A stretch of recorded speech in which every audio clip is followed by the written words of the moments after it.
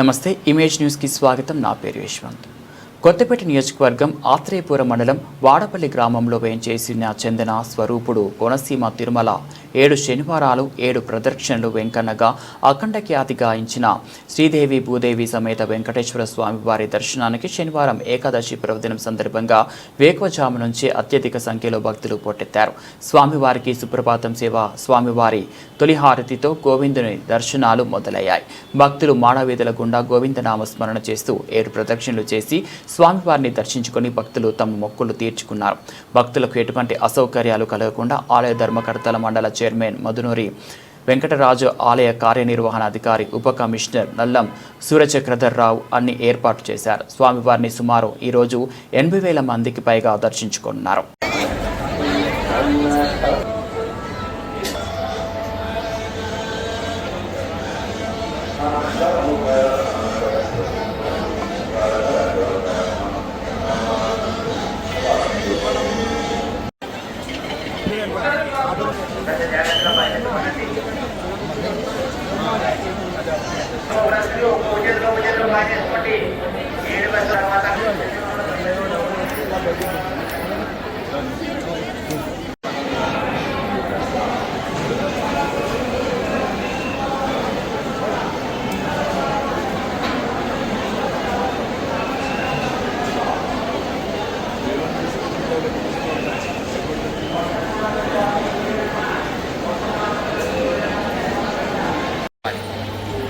స్వామివారి దర్శించుకుని బయటికి రాగానే ఎడమ చేతి వైపు స్వామివారి ఆలయానికి ఈశాన్యముల గోమాత ఉంది.